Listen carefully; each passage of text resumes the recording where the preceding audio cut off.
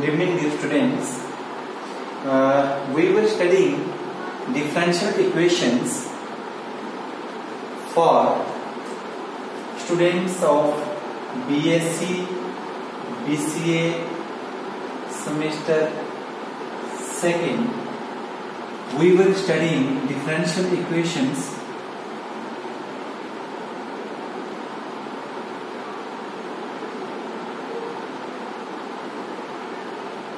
It is a course for semester second students of BSc Public BCA. So till now we have completed 4 chapters. Okay. In previous chapter, that is chapter number 4, we studied about linear partial differential equations, non-linear partial differential equations, and then how to form the partial differential equation, how to find the order and degree of the partial differential equation, then how to solve the different partial differential equations by different methods, okay, by Lagrange's method, by Charpit's method, okay, and so on. So today we are going to start last and final chapter of semester second students, okay. Last and final chapter, unit number 5th. Unit number 5th. So unit number 5th की अगर हम बात करें, unit number 5th की अगर हम बात करें, तो उसमें हमने कौन कौन से सब टॉपिक आज हमने कवर करने, आज मतलब आज के बाद जो हम स्टार्ट करेंगे, जो आज से हम शुरू करेंगे, हम कौन कौन से टॉपिक्स को स्टडी करेंगे, ओके। तो पहला टॉपिक हम पढ़ेंगे, इसके बारे में पढ़ेंगे क्या, homogeneous and non homogeneous linear partial differential equations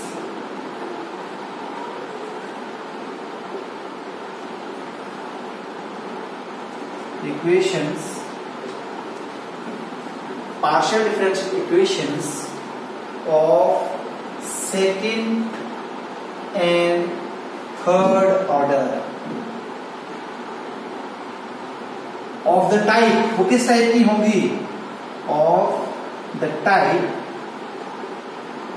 f of d dash at z is equal to g of xy, where this g of xy मतलब function of xy, it may be 0, it may be exponential function of the form e की power ax plus by, it may be a sine function, sine of ax plus by, it may be cos function, cos of ax plus by. Clear, मतलब जो g of xy होगा right side पे, function of xy होगा, it may be 0, it may be exponential function of the form this, it may be a sine function of the form this, it may be cos function of the form this, or it may be a polynomial function, I can say x की power n and y की power m, या x की power m y की power n, okay, या v into exponential function of the form this, where v का मतलब क्या होगा, where v is a function of x and y or its sum मतलब x और y का सम का फंक्शन होगा या x और y का फंक्शन होगा, ओके। तो इस टाइप का g of xy जो होगा, it may be 0, it may be exponential function, it may be sine function, it may be cos function, it may be function of such type, it may be function of multiple function of xy लेंगे v, या v is a function of x sum x and y into yes plus v। तो इस तरीके की हम इसमें study करेंगे, okay. और हम इसके बाद हम पढ़ेंगे होमोजीनियस partial differential equations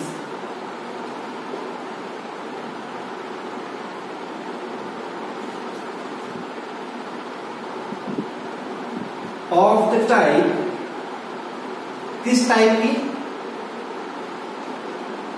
इस type d minus m1 d dash plus d minus m2 d dash plus d minus m3 d dash plus so on d minus mn d dash into z, ध्यान दीजिएगा z is equal to function of x है। इस तरीके को हम study करें। Okay, तो ये आपका सारा का सारा सिलेबस है जो आपने जो 5th यूनिट में आपने स्टडी करना है। Homogeneous linear partial differential equation से स्टडी करनी है सेकंड एंड थर्ड ऑर्डर की, और नॉन होमोजीनियस भी स्टडी करनी है। और उसमें जो फंक्शन ऑफ एक्स वाई रहेगा वो 0 हो सकता है, एक्सपोनेंशियल हो सकता है, साइन हो सकता है, कॉस हो सकता है, x की पावर n y की पावर m हो सकता है, v को एक्सपोनेंशियल फंक्शन v से फंक्शन रख सकते हैं सब।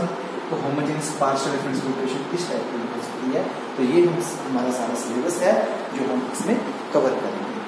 Okay, so let us start today with homogeneous linear partial differential equation। Second and third order की बात करेंगे, बट मैं पहले जनरली बताऊंगा कि nth ऑर्डर की क्या होती है। ओके, nth ऑर्डर से ही थर्ड ऑर्डर निकलेगा, वहीं से आपका सेकेंड ऑर्डर निकलेगा, और फिर हम उसका सोल्यूशन फाइंड करना सीखेंगे, how to find its solutions. Okay, by using different method. Okay, जब मैं सोल्यूशन की बात करता हूं, सोल्यूशन आपके पार्शियल डिफरेंशियल इक्वेशन के होमोजीनियस और होमोजीनियस लीनियर और नॉन होमोजीनियस लीनियर। जब भी मैं सोल्यूशन की बात करता हूं, मैं कंप्लीट सोल्यूशन की बात करता हूं, और जब right side function of x y है उसका पर्टिकुलर इंटीग्रल का भी जिक्र होगा। जिसमें जब कंप्लीट सोल्यूशन की बात की जाएगी वहां होगा complementary function plus particular integral. Okay, तो how to find the complementary function, वो डिफरेंट मेथड्स पढ़ेंगे। How to find the particular integral, वो भी डिफरेंट मेथड्स हम पढ़ेंगे। Okay, so let us start with homogeneous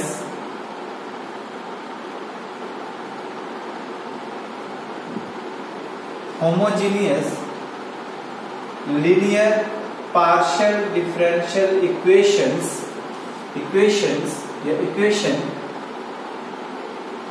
of nth order। मैं second and third order से पहले nth ऑर्डर की बात करूंगा। ओके, जब मैं इसकी बात करूंगा, होमोजीनियस होनी चाहिए पार्शियल डिफरेंशियल इक्वेशन और लीनियर भी होनी चाहिए। ठीक है, होमोजीनियस और लीनियर का क्या मीनिंग हो क्या आता है? N equation of the form, किस फॉर्म का? इस form a naught del n z upon del x की power n, where z is a independent variable and x is an dependent variable। why because z मान लो function of x y, two variable function, क्योंकि जब भी हम यहाँ बात कर रहे हैं टू वेरिएबल फंक्शन की बात कर रहे हैं, तो z equal to function of x y। ठीक है, अब z किस पे डिपेंड है? x पे भी डिपेंड है। z किस पे डिपेंड है? y पे भी डिपेंड है। Sorry, so z is a dependent variable and x is a independent variable, so z depends upon x and as well as on y। Okay, तो ये हो गया डिपेंडेंट वेरिएबल और इंडिपेंडेंट वेरिएबल का concept. तो homogeneous linear partial differential equation किस form की होगी? A naught del x z upon del x n plus a1। अब यहां से हो जाएगा डेल की पावर n z अपॉन, अब डेल एक्स n माइनस 1 कर देंगे और यहां से डेल y भी आना शुरू हो जाएगा। Okay, plus a2 del n z upon, अब ये x डेल x की पावर कम होती जाएगी और डेल y की पावर बढ़ती जाएगी, डेल x की power n minus 2 into del y की पावर 2 हो जाएगी। ओके, ऐसे कर करके प्लस 1 प्लस यहां से a0 था, a1 था, a2 था, हम a n माइनस 1 पे आ जाते हैं। Del n z upon del x. जब आपका A2 था, A1 था, del x n minus one, A2 था, del x n minus two, अब एन माइनस वन है, 2 की जगह क्या है एन माइनस वन, तो ये जगह डेल एक्स एन में से माइनस होता था 2, यहाँ एन में से माइनस होगा एन माइनस वन, तो ये बन जाएगा डेल एक्स, एन और n cancel, minus one plus one, del x की पावर 1 हो जाएगी और डेल वाई की पावर जो होगी वो एन माइनस वन हो जाएगी, क्योंकि A2 है तो डेल वाई की पावर 2, A1 है तो डेल वाई की पावर 1 और एन माइनस वन है तो डेल वाई की पावर एन माइनस वन हो जाएगा। यहाँ से आपको जनरल टर्म फाइंड करने का पता चलता है, ठीक है। और ऐसे कर करके जब लास्ट में हम पहुंचेंगे n माइनस वन टर्म के बाद nth टर्म पे पहुंचेंगे, वो जगह del n z upon del x की पावर 0 हो जाएगी और डेल वाई वहां का होल पावर क्या मिलेगा n मिलेगा। तो इस टाइप की जो, सॉरी एक चीज मैं यहाँ भूल गया, homogeneous linear partial differential equation of nth order with constant coefficients, with constant coefficients, ये ध्यान रखना, ये बड़ी इंपॉर्टेंट चीज है। जो मैंने सब टॉपिक्स स्टडी करने के लिए बोला है उसमें भी आप मेंशन कर दीजिएगा कि विद कांस्टेंट कोएफिशिएंट्स, क्लियर है। तो इज इक्वल टू यहां रहेगा function of x y, comma करके, वहां राइट साइड पे मेरे पास जगह नहीं थी, where A0, A1 so on to AN are constants, क्योंकि कोफिशिएंट्स क्या होने चाहिए, कांस्टेंट्स होने चाहिए, कांस्टेंट्स, ठीक है। अब देखिए इस फॉर्म की जो इक्वेशन बनेगी, पार्शियल डिफरेंशियल इक्वेशन बनेगी, उसको हम क्या बोलेंगे, is said to be a homogeneous linear partial differential equation of order। अब मेरी बात सुनिएगा, why is it is said to be homogeneous and why linear? homogeneous क्यों है, इसका भी एक लॉजिक है, linear क्यों है, इसका भी एक लॉजिक है। क्यों होमोजेनियस इसलिए है, ये जो पार्शियल डिफरेंशियल इक्वेशन है ये होमोजेनियस इसलिए है क्योंकि इस पार्शियल डिफरेंशियल इक्वेशन में ईच टर्म का जो ऑर्डर है वो सेम। देखिए ऑर्डर क्या है n, और आपको मैंने बताया था पिछले चैप्टर में ऑर्डर का मतलब क्या होता है, तो order of A partial differential equation is the order of the highest order derivative occurring in it. जो हाईएस्ट ऑर्डर डेरिवेटिव होगा, जितना उसका ऑर्डर होगा उतना ही पूरी की पूरी पार्शियल डिफरेंशियल इक्वेशन का ऑर्डर होगा। तो हाईएस्ट ऑर्डर डेरिवेटिव यहाँ n आ रहा है, ठीक है। तो ये तो जितना ऑर्डर इसका मतलब, अगर मैं हर टर्म की बात करूं तो ऑर्डर कितना आ रहा है n, लेकिन डिग्री कितनी आ रही है 1। अगर डिग्री 1 हो किसी भी पार्शियल डिफरेंशियल इक्वेशन की, उसको बोलते हैं लीनियर पार्शियल डिफरेंशियल इक्वेशन। देखिए ऑर्डर n रहा, हर एक टर्म का ऑर्डर आपका सेम रहेगा, ऑर्डर n, ऑर्डर कितना है n माइनस वन, इसका 1 इसका, टोटल कितना हो गया n, ऑर्डर कितना है n, ऑर्डर कितना है n माइनस 2 इसका, 2 इसका, तो प्लस का कितना हो जाएगा n, तो टोटल ऑर्डर कितना है n। तो हर एक टर्म का जो ऑर्डर है वो सेम आ रहा है, that's why it is said to be homogeneous. And why linear, because हर एक टर्म की जो डिग्री है वो 1 है, तो पूरी की पूरी जो पार्शियल डिफरेंशियल इक्वेशन की जो डिग्री होगी वो भी क्या हो जाएगी, 1 हो जाएगी।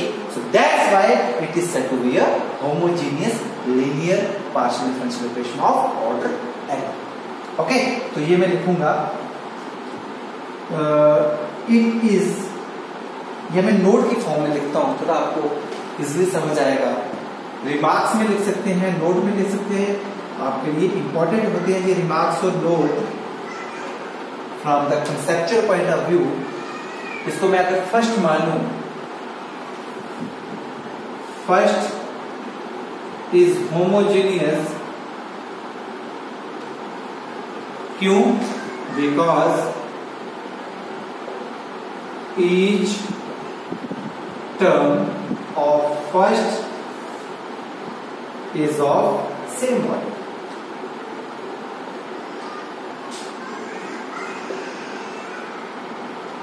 सेम ऑर्डर किया, दैट इज n. ओके, सो ये हो गया पहला रिमार्क. दूसरा, डिग्री लीनियर क्यों है? First is linear,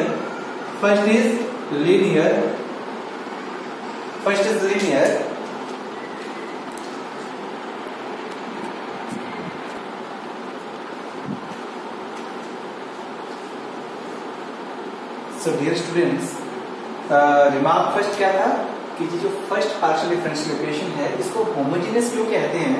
because each term of first is of same order नहीं.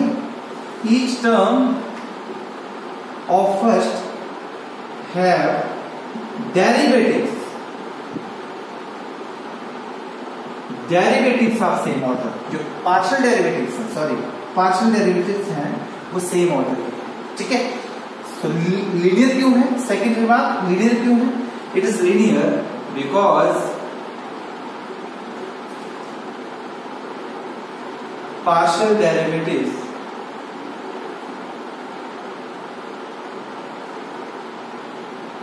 are of degree 1.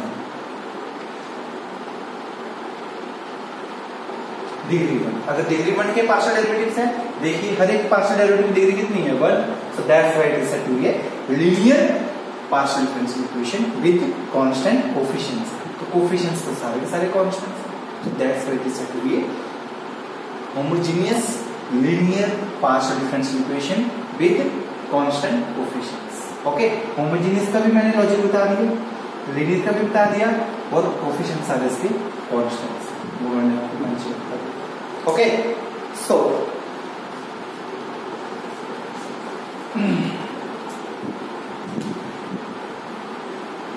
अगर हम इसी की बात करें जो हमने homogeneous linear partial differential equation of nth order बनाई है, इसकी सिंबॉलिक फॉर्म कैसे बनेगी, या हम कहेंगे ऑपरेटर फॉर्म कैसे बनेगी?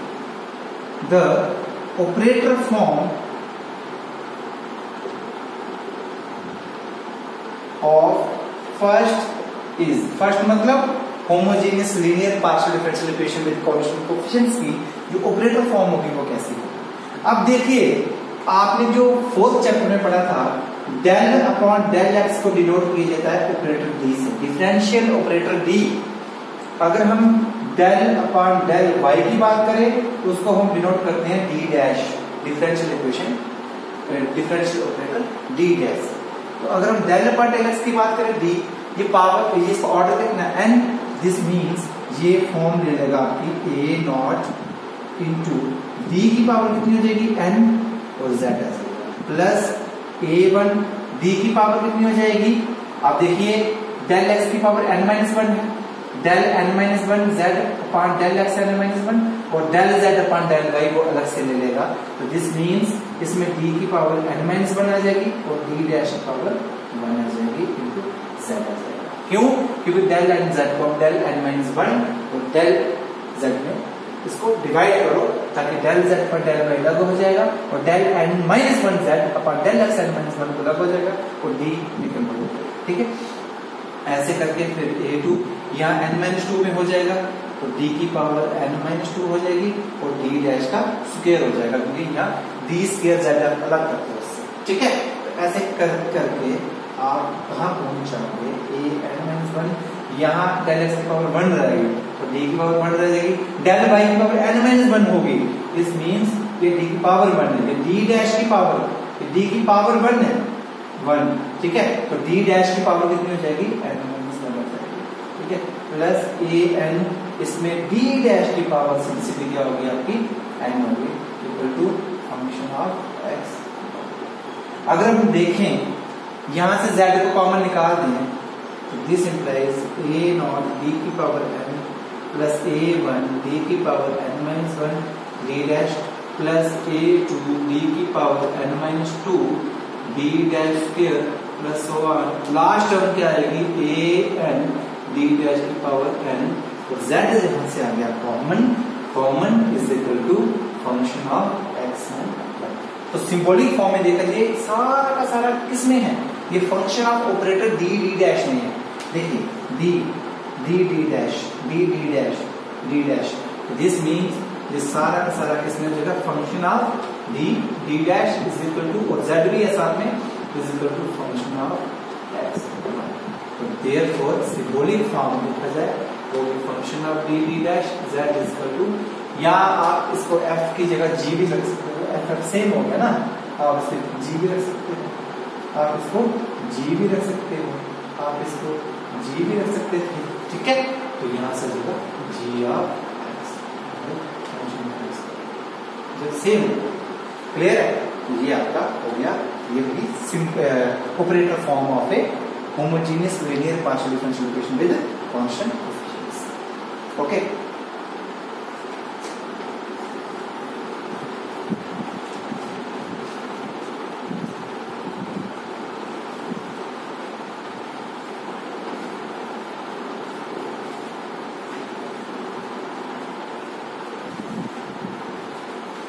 अब हम एक रिजल्ट करेंगे या थ्योरम कह लो, ठीक है, आर्टिकल कह लो, आर्टिकल 1 करेंगे। If u1 u2 so on to um are n solutions of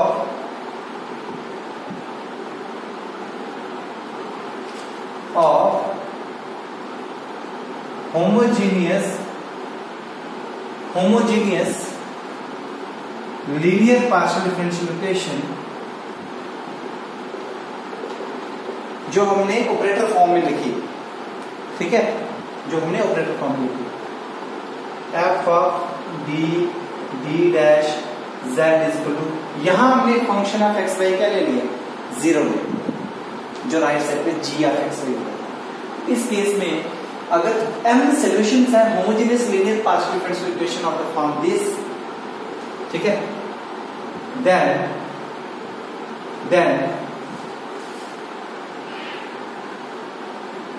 ये जो है लीनियर कॉम्बिनेशन, इन सॉल्यूशंस का लीनियर कॉम्बिनेशन, इन सॉल्यूशंस का linear combination summation alpha i u I from 1 to m is also a solution of f of d dash z is equal to 0। ये हमें prove करना। Linear combination, why it is said to be linear combination? अगर मैं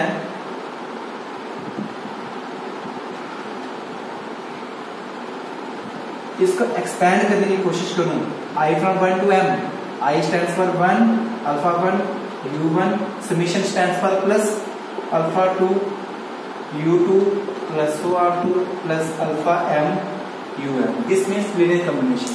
कोई भी हमारे पास m solutions हैं, उनका लीनियर कॉम्बिनेशन का मीनिंग ये होता है कि कोई भी हम m स्केलर्स लेंगे, उनको मल्टीप्लाई करके ऐड करेंगे, तो वो जो कॉम्बिनेशन बनेगा that is said to be linear combination.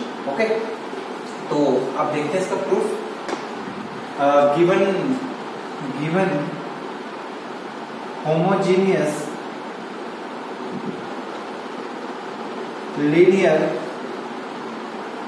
partial differential equation with constant coefficients,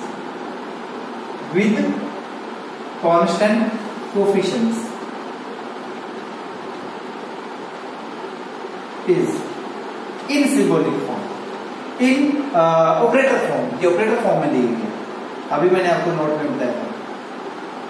operator form is, वो क्या दिए, वो दिए f of d dash z is equal to 0।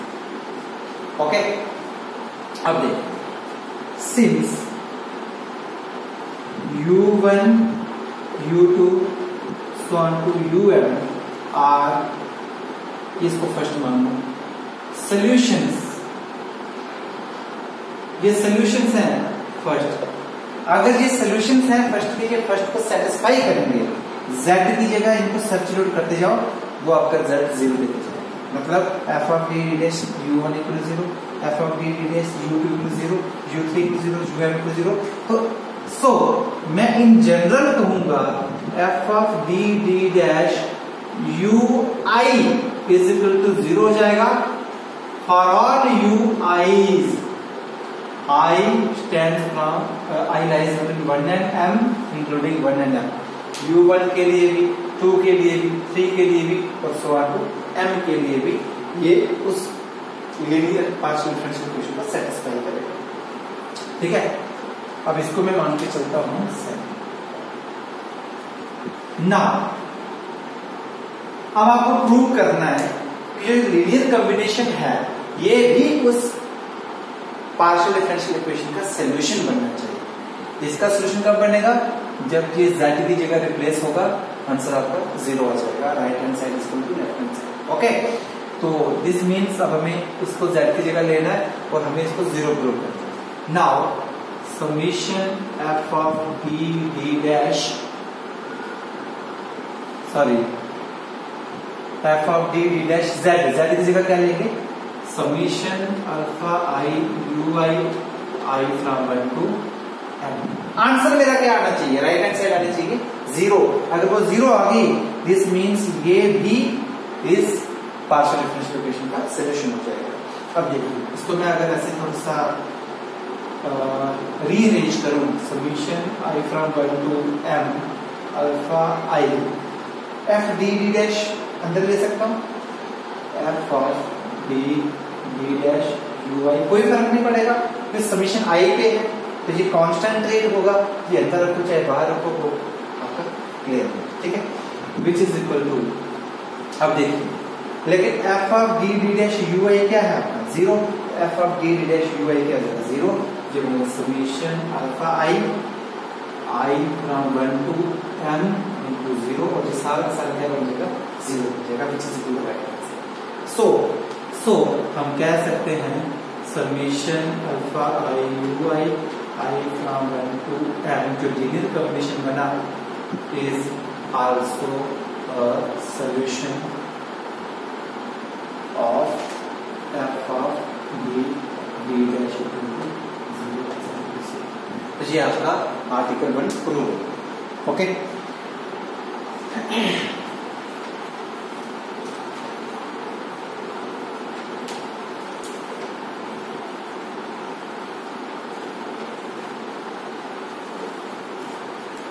so article number 2,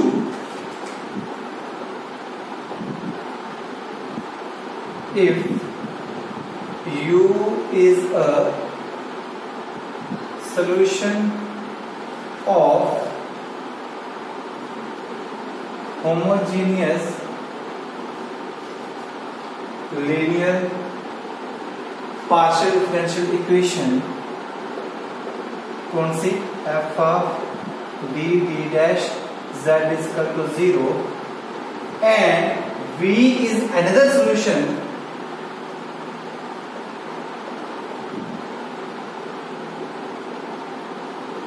of homogeneous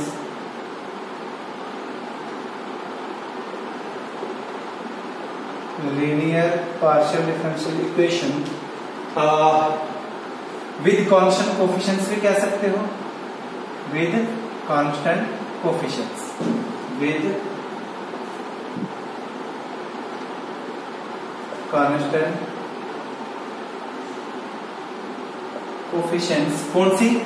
f of d dash is equal to function of x।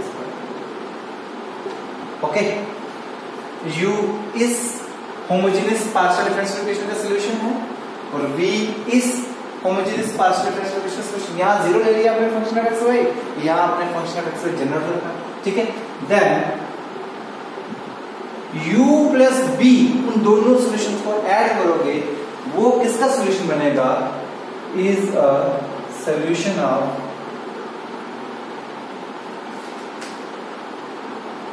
f of d dash z भी आएगा, z is equal to function of वो इसका ये हमें prove करना है।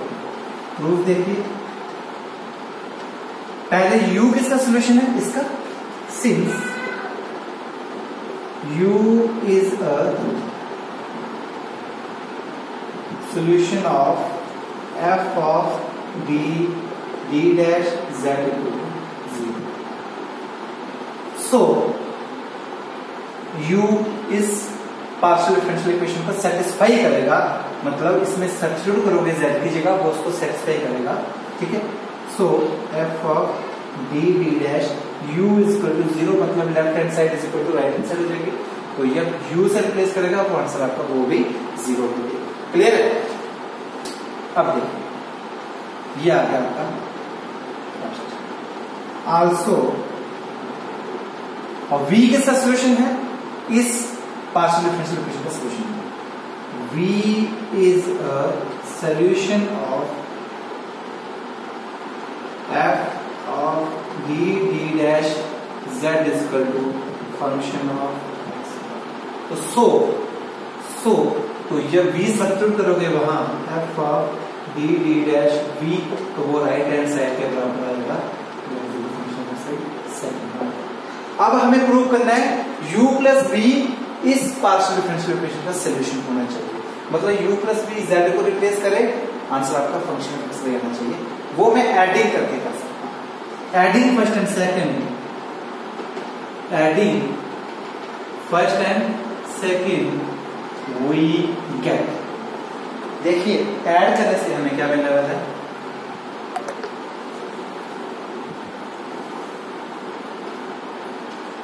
Add करके क्या मिलेगा? दोनों ऐड होंगे, एफ डी डी डैश कहाँ आ जाएगा? u प्लस बी आ जाएगा, F of D D dash u plus b आ जाएगा इज इक्वल, जब एडिंग करूंगा कॉमन आ जाएगा, u plus b equal to 0 plus function of x। तो therefore F of D D dash into u plus b is equal to function of x by r। तो u plus b इस partial differential equation का solution हो गया। क्यों? u plus b जब हम z की जगह सब्स्टिट्यूट करेंगे तो उसको सेटिस्फाई करेगा, बिल्कुल करेगा सेटिस्फाई। देयरफॉर सो हम कह सकते हैं u plus b is a solution of f of d d dash z is equal to function of x। Hence आपका ये आर्टिकल भी प्रूव हो गया। So dear students, after that we have to go towards homogeneous linear partial differential equation with constant coefficients of second order and third order. That are the particular cases of nth order.